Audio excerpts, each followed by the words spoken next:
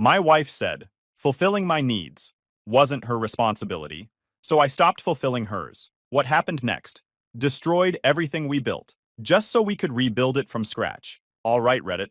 I never thought a single sentence could end a marriage, but here we are. And honestly, I'm not even sure if what we have now is the same relationship or something entirely different. Let me take you back to the moment everything changed, because understanding how we got here matters more than you'd think. And trust me, this isn't your typical marriage advice story where someone learns to communicate better and everything magically works out. 7 years into our marriage, I genuinely believed we had something solid. We met in college, dated for 3 years before getting married, and those first few years as husband and wife felt like what everyone talks about when they describe a good partnership. I work as a project manager at a manufacturing firm here in Ohio, handling production schedules and coordinating between departments to make sure orders ship on time. Rachel worked in insurance at a mid-sized agency downtown, processing claims and dealing with clients who always seemed to call right before closing time. We had this rhythm where we'd both contribute to the household, split chores somewhat evenly, and actually enjoyed spending time together. We bought a modest house in a decent neighborhood after our second anniversary. Nothing fancy, just a 3-bedroom ranch with a 2-car garage and a backyard big enough for the dog we planned to get someday. The neighborhood was quiet, mostly young couples like us, and a few retirees who kept their lawns immaculate and gave us gardening advice whether we asked for it or not. The house needed work when we got it, which was part of why we could afford it. Previous owners had let things slide for years, so there was always something that needed fixing. I spent weekends teaching myself home improvement stuff from YouTube videos. Started with the small stuff, fixing the fence that was leaning into the neighbor's yard so bad their kids could climb over it, updating the ancient light fixtures that looked like they came from a 1970s dentist office, replacing the garbage disposal when it died on Thanksgiving morning with a house full of people waiting to eat. Then I moved on to bigger projects, refinished the hardwood floors myself over 3 weekends, moving furniture from room to room like a giant puzzle, replaced all the outlets and switches because the old ones were that weird cream color that screamed outdated, even tackled the bathroom renovation, tearing out the vinyl flooring that was peeling up at the edges and putting in proper tile. The kind of projects that make a house feel like yours instead of just a place you sleep. Rachel would bring me sandwiches while I worked in the garage, and we'd talk about what we wanted to do with the place. She had all these Pinterest boards saved with kitchen renovation ideas and bathroom tile patterns. We'd debate paint colors for hours like it was the most important decision we'd ever make. Those were good times. The kind of times that make you think you've figured out this whole marriage thing. But somewhere around year 5, things started shifting in ways I couldn't quite put my finger on. At first, it wasn't dramatic. Nothing you could point to and say that's the problem. More like a slow fade where the person you married starts becoming someone you just live with. The changes came gradually, which made them harder to recognize as a pattern until I was already deep in it.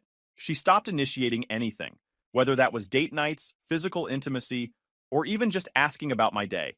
I'd come home from work after spending 10 hours dealing with supplier delays and equipment breakdowns, and she'd be on her phone scrolling through social media or texting her friends. The TV would be on in the background, playing some show she wasn't really watching. When I tried to engage, I'd get these one-word responses that made it clear she wasn't really present. How was your day would get me a fine. What do you want for dinner would get me an I don't care. Did you see that thing about the neighbors getting a new fence would get me a without her even looking up. At first I figured she was stressed with work because her job had gotten more demanding with all the policy changes that year. They'd restructured her whole department and piled extra responsibilities on everyone who survived the cuts. So I picked up the slack at home, thinking that was the right thing to do. I started doing more around the house, cooking dinner 5 or 6 nights a week instead of splitting it, handling the grocery shopping every Sunday morning so she could sleep in, taking care of both our cars because she kept putting off oil changes until the dashboard light started yelling at her, doing the laundry, folding it, putting it away. Basically anything that would make her life easier. I thought if I could just reduce her stress, we'd get back to normal. But here's the thing about trying to fix a relationship by yourself. You end up building resentment while the other person builds entitlement. Every time I did something extra, she came to expect it. And when you expect something, you stop appreciating it. You stop even noticing it. It just becomes part of the background noise of your life. Every morning for 7 years, I made Rachel coffee exactly how she liked it. Oat milk and half a pump of vanilla syrup from this bottle she bought at some specialty store. I'd bring it to her while she was getting ready for work, setting it on the bathroom counter so she could sip it while doing her makeup. It was this small ritual that I thought showed I cared. And for years, she'd smile and kiss me on the cheek and say, "Thanks, babe, you're the best." Except over the past year, The thank you disappeared. Then the kiss disappeared. Then the smile disappeared. And eventually she'd just take the cup without even looking up from her phone, scrolling through Instagram with one hand while grabbing the coffee with the other. Like I was a beverage delivery service instead of her husband. When I planned date nights, she'd agree to go but spend half the evening checking her messages. We'd be at this nice Italian place downtown, candles on the table, actual cloth napkins, and she'd be texting her work friend about some drama with their supervisor while I sat there feeling like a prop. When I suggested weekend trips, even just a night at a bed and breakfast 2 hours away, she'd say she was too tired. When I tried to be affectionate, putting my arm around her on the couch or reaching for her hand while we walked the neighborhood, she tolerated it for about 30 seconds before finding a reason to move away. Had to check something, had to get up, had to adjust the pillow. The bedroom situation became almost non-existent, and I'm not just talking about physical intimacy, though that had dried up to maybe once every 6 weeks if I was lucky. I'm talking about the complete absence of any romantic connection. We'd go to bed at different times because she'd stay up watching shows on her laptop with headphones in. She'd face away from me every night, creating this wall of pillows between us like we were strangers sharing a hotel room.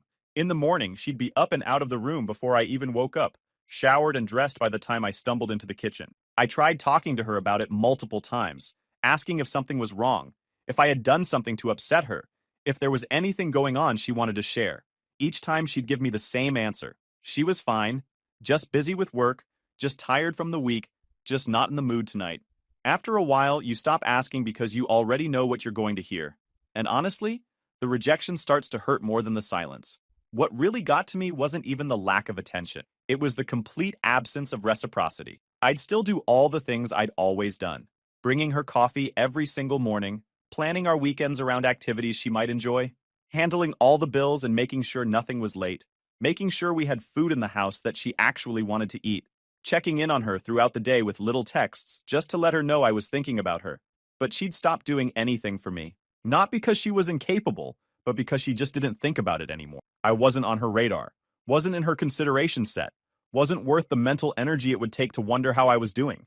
I'd mention I had a big presentation at work, the kind that could affect my entire year-end review, and she'd say good luck without looking up. Then she'd forget to ask how it went when I got home. I'd have to volunteer the information, and even then she'd give me a distracted, "That's great," while she scrolled through her phone. I'd tell her I wasn't feeling well, headache that wouldn't quit or stomach thing that was making me miserable, and she'd say that's rough before going back to whatever show she was watching. No offer to get me anything. No suggestion that maybe I should lie down while she handled dinner. Nothing. I'd cook dinner after a long day at work and she'd eat it without comment, then leave her dishes on the counter for me to clean up later. Not even in the sink, just sitting there on the granite like she expected them to magically transport themselves to the dishwasher. It felt like I'd become her personal assistant instead of her husband, her roommate who also happened to provide maid service. Like my entire purpose in her life was to make things comfortable while she gave absolutely nothing back. The breaking point came on a Tuesday night in October, and I remember the exact date because it was the day everything I thought I knew about my marriage got flipped upside down. I'd had a brutal day at work, the kind where everything that could go wrong did go wrong, and then found new creative ways to go even more wrong. Spent 9 hours putting out fires and dealing with a client who threatened to pull their contract over some shipping delays that weren't even our fault. The supplier messed up their timeline, and we were scrambling to find alternatives, while this guy screamed at me over the phone about breach of contract. All I wanted when I got home was some basic human connection. Maybe a hug, maybe just someone asking if I was okay, and actually waiting to hear the answer. Some acknowledgement that I existed as a person with feelings instead of just a fixture in the house. I walked through the door around 7:30, exhausted in a way that went deeper than just physical tiredness. Found Rachel on the couch in the same position she'd probably been in since she got home an hour earlier. Scrolling through her phone with the TV on in the background, some reality show playing that she wasn't really watching. Her shoes were kicked off by the door, and there was an empty yogurt container on the coffee table that she hadn't bothered to throw away.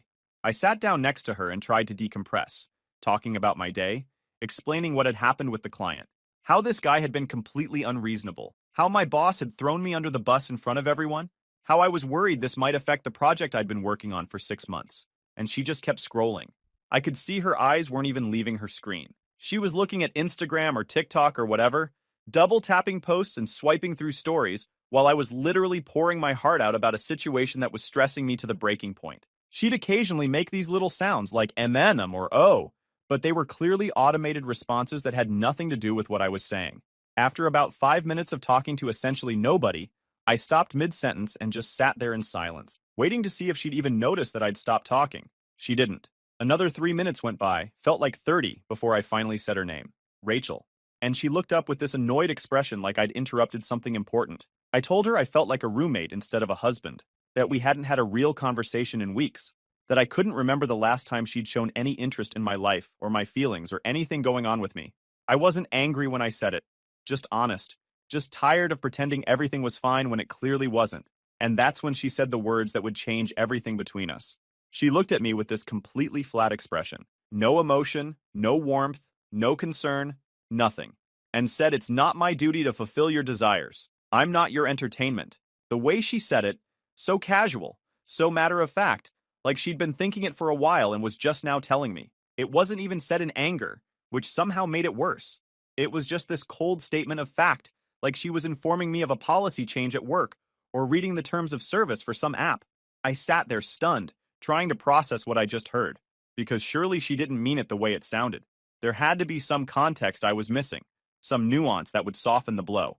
But when I looked at her face, waiting for her to explain what she really meant or apologize or show any sign that she understood how devastating those words were, she just went back to her phone. Picked it right back up and started scrolling again like she hadn't just dropped a bomb on our marriage. That's when it hit me. She absolutely meant every word. In her mind, she had zero obligation to consider my needs, my feelings, or my happiness. I was just this person who lived in the same house and occasionally bothered her with requests for basic human decency. My emotional well-being was not her department, not her problem, not her responsibility. Something shifted in me right then. Not anger exactly, but this crystal clear understanding that I'd been playing a game where only I knew the rules. I'd been operating under the assumption that marriage meant partnership, that we were supposed to care about each other's well-being, that making your spouse happy was something you did because you love them. But she just told me in the most direct way possible that none of that applied to her. She didn't owe me anything. Not her time, not her attention, not her affection. Nothing. So I decided right there, sitting on that couch while she scrolled through her phone completely unaware, that she'd just changed everything. That if those were the rules she wanted to play by, then those were the rules we'd both play by.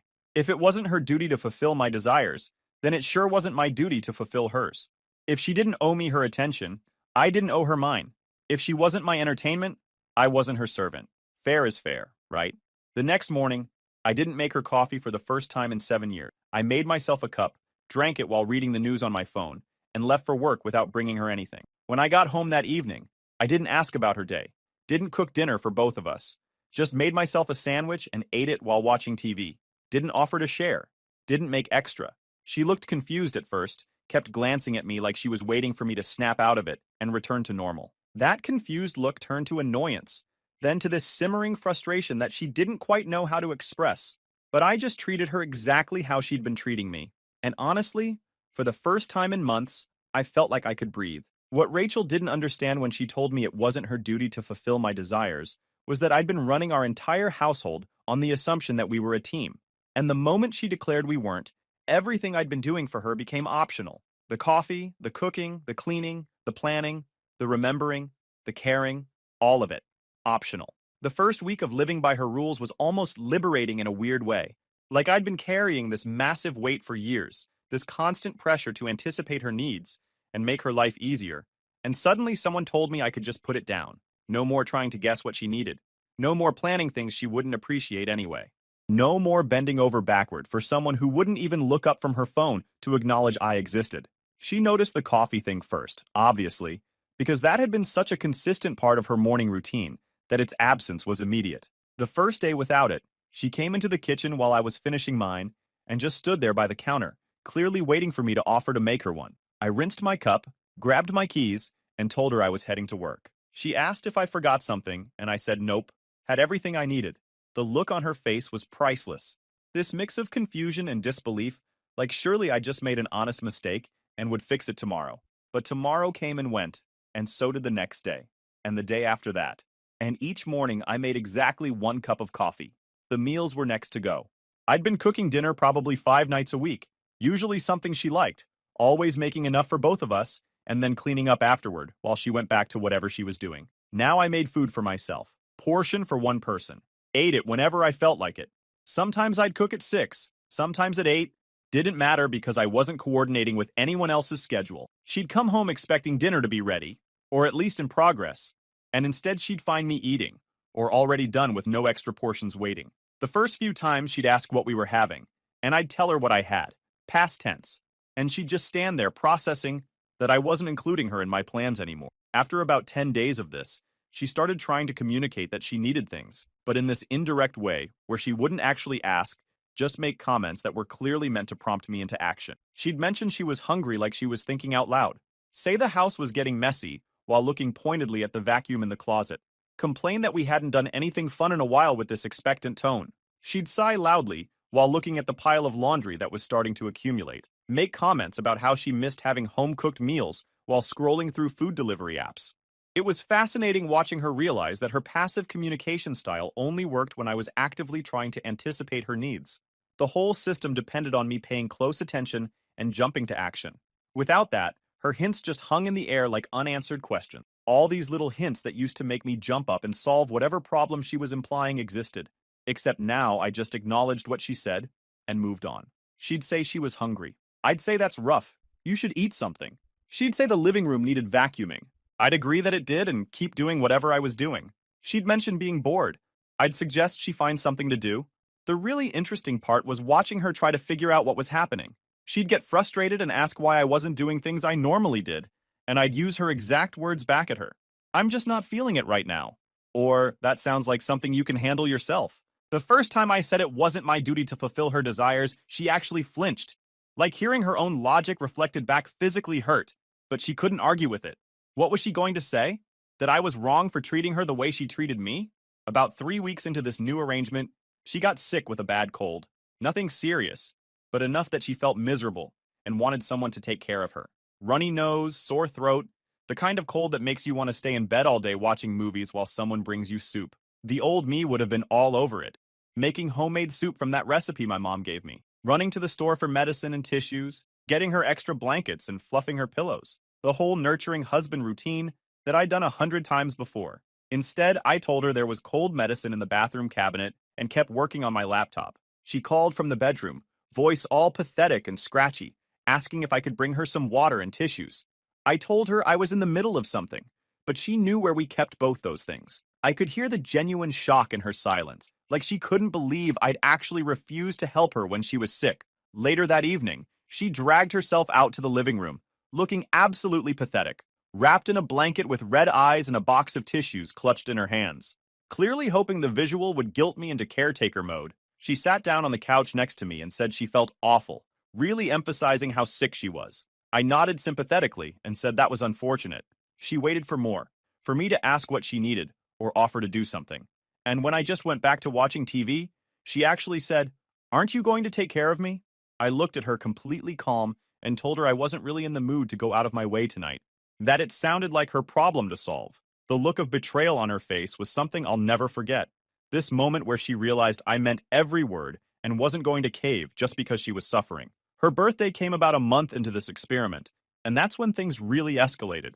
I'd always made a big deal out of her birthday, planning surprise dinners at restaurants she'd mentioned wanting to try, getting thoughtful gifts that showed I paid attention to the things she liked, making sure she felt celebrated and special. This year, the day came and went like any other Tuesday. I said happy birthday when I saw her in the morning. Same tone I'd used to comment on the weather. And that was it. No gift, no plans, no cake sitting in the fridge waiting to be revealed. Nothing. She kept dropping hints all day through text, saying things like, "Can't believe I'm another year older, and wonder what today will bring." I'd just respond with generic stuff like "time flies," or "hope you have a good one." When she got home that evening, she walked through the house clearly expecting something, looking around for decorations or hidden presents or any sign that I'd been planning a surprise. Instead, she found me on the couch reading, and the disappointment on her face was so intense it was almost cartoonish. She stood there for a solid minute before finally asking if we were doing anything for her birthday. I looked up from my book and said, "Oh, did you want to do something? I'm pretty tired from work, so I'm just going to stay in. But you should definitely do whatever you want." She actually teared up, said this was her birthday, and it mattered to her. I shrugged and told her that was nice, but I just wasn't feeling up to making a big production out of it. That's when the manipulation tactics started coming out in full force. She cried, which normally would have destroyed me. But I'd cried plenty of times over the past year when she ignored my needs, and it hadn't affected her at all. She accused me of being cruel, of punishing her, of not loving her anymore, throwing out every emotional appeal she could think of. I stayed completely calm, explained that I wasn't punishing anyone, just living by the same rules she'd established. If her needs and desires weren't my responsibility, then mine weren't hers. And that was apparently how she wanted our marriage to work. When the emotional manipulation didn't work, she tried to bring in reinforcements. Her sister Megan came over for what was clearly a planned intervention, cornering me in my own living room to explain how I was being unreasonable and hurtful. I listened politely while she made her case, nodding along without interrupting. Then I asked if she'd heard what Rachel had told me that started all this, about how it wasn't her duty to fulfill my desires. Megan stumbled over that one, tried to say that was different somehow, that Rachel was just venting or having a bad day. I asked her to explain how it was different. She couldn't, because there wasn't a difference. Eventually, she left looking uncomfortable, and I noticed she didn't hug Rachel goodbye the way she usually did. Rachel's mom tried next, called me to have a concerned talk about how her daughter was so unhappy and confused about why I'd changed. I explained the whole situation, told her exactly what her daughter had said to me, and how I was simply matching that energy. Her mom got quiet for a long time before saying, maybe they both needed to think about things, which was not the response Rachel had been hoping for. The financial situation brought everything to a head. We'd always had shared finances, both our paychecks going into one joint account that we used for bills and expenses. It had worked fine when we were actually partners, but Rachel had been making some larger purchases lately without discussing them with me. New clothes, expensive skincare stuff, a designer purse that cost more than our monthly grocery bill. Just buying whatever she wanted and figuring the money would be there. So I opened a separate account at a different bank and started having my paycheck deposited there instead. Only transferred my exact half of the bills to the shared account. When she noticed the account balance wasn't what she expected and asked what I was doing, I explained that I was managing my own finances now, same as she managed hers. And if she wanted to buy things, she should use her own money. The panic that crossed her face was immediate and real, because suddenly she was looking at her actual income without my paycheck subsidizing her lifestyle, and she realized she couldn't maintain the spending habits she developed on her salary alone. The math didn't work when you were actually paying for half of everything. She tried one last power play, probably thinking it would snap me back to my old behavior. She looked me dead in the eye and asked, maybe we should just get divorced. Not as a real question, but as a threat, expecting me to panic and beg her to stay and promise to do better. Instead, I thought about it for maybe 3 seconds and said, okay, that sounded fine. We could start that process whenever she wanted. I'd call a lawyer tomorrow. The color drained from her face. She'd played her trump card expecting me to fold, and instead I called her bluff. Now she had no idea what to do. She packed a bag 2 days after I agreed to the divorce, said she needed space to think, and went to stay with her sister across town. I could tell she expected me to stop her, to have some big emotional moment where I admitted I'd been wrong and begged her not to leave. Instead, I helped her carry her suitcase to her car and told her to take whatever time she needed. The confusion on her face was almost sad, like she kept waiting for the script to flip back to normal and couldn't understand why it wasn't happening. She sat in her car for a good 5 minutes before actually leaving, probably hoping I'd knock on the window and break down. But I just went back inside and made dinner for myself. What she didn't know was that I genuinely meant it when I said okay to divorce. I wasn't playing some elaborate game of chicken or trying to manipulate her into changing. I'd simply reached the point where I'd rather be alone than be in a one-sided marriage. And if she wanted out, I wasn't going to fight to keep someone who'd made it clear they didn't value me. The peace I felt that first night alone in the house was telling. No anxiety, no sadness, just this quiet relief that I didn't have to perform for someone who wouldn't even notice. She stayed at her sister's place for almost 2 weeks, and in that entire time I didn't call or text once. I figured if she wanted space, I'd give her actual space. Not the kind where you're still checking in constantly and undermining the whole point. Not the kind where you send passive-aggressive messages checking if she's okay. Real space. The kind that lets you think. I went about my life, worked my normal hours, went to the gym like I used to before I got too busy catering to her schedule, rediscovered that I actually enjoyed working out when I wasn't rushing through it to get home and start dinner, met up with friends I hadn't seen in months because there was always some reason I couldn't go out. Jake and I went to a game for the first time in forever, sat in our usual seats, ate overpriced hot dogs, yelled at the refs like we used to back in college, watched the whole thing without checking my phone once. Didn't even think about it until the drive home when I realized how long it had been since I'd done anything just for myself. My buddy Chris came over one Saturday, and we spent the whole day working on his motorcycle that had been giving him trouble. Just two guys in a garage, no schedule to keep, no one waiting for me to come home and start my second shift. We ordered pizza and watched the game, and it felt like being in my 20s again. I'd forgotten what that was like. Honestly, I started remembering what it felt like to just exist, without constantly monitoring someone else's mood or needs. To make decisions based on what I wanted, instead of what would keep the peace. To have a thought without immediately running it through a filter of how it would affect her. Apparently, my silence was driving her crazy. Megan told me later that Rachel had been checking her phone obsessively, waiting for me to reach out, getting more anxious each day when I didn't. She'd expected me to crumble without her, to realize I couldn't function, to come crawling back begging for another chance. She kept asking Megan if I'd called, if I'd texted, if maybe her phone was broken and messages weren't coming through. Megan said watching her check that phone every 5 minutes was almost painful, like watching someone wait for a bus that already left the station. Instead of the broken man she expected, she was sitting in her sister's apartment scrolling my social media and seeing pictures of me at the game with Jake. Me and Chris working on that motorcycle in the garage. Me looking happier than I'd been in years. And that reality was hitting her harder than anything I could have said.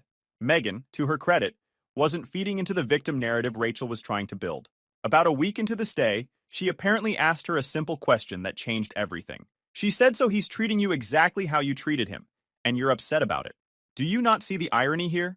Rachel tried to explain how it was different, how her situation was justified, how I was being cruel, but Megan wasn't buying it. She pointed out that Rachel had spent months ignoring my needs, dismissing my feelings, and explicitly telling me she had no obligation to care about my happiness. And now she was falling apart because I'd taken her at her word. That conversation apparently broke something open inside her, because suddenly Rachel was being forced to look at her own behavior from the outside, and she didn't like what she saw. It's one thing to tell yourself a story about how you're the reasonable one and your partner is being difficult. It's another thing entirely when your own sister, who loves you and has no reason to take anyone else's side, is looking at you like you've lost your mind. Megan asked her, when was the last time she'd done something nice for me without being asked? When was the last time she'd initiated intimacy, or planned a date, or even just asked about my day, and actually listened to the answer? Rachel couldn't come up with examples, because there weren't any. And sitting with that realization was uncomfortable enough that she couldn't hide from it anymore. She came back home on a Thursday evening. No dramatic entrance, no demands. Just walked in quietly with her suitcase and found me reading on the couch. I looked up, nodded, went back to my book. She put her bag by the stairs and sat down on the other end of the couch. Neither of us said anything for a few minutes.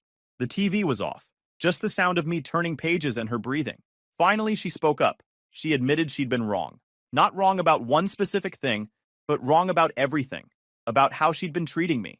About what marriage was supposed to be. About thinking she could just take without giving and expect me to be okay with it forever. She said Megan had basically ripped her apart over the past 2 weeks, making her look at every single thing she'd done and said over the past year, and she hated what she saw. I didn't immediately accept the apology, didn't rush to comfort her or tell her it was all fine now. I just said that theories and realizations were great, but I needed to see actual change in her actions, not just words. The next few months were basically her proving she meant what she said.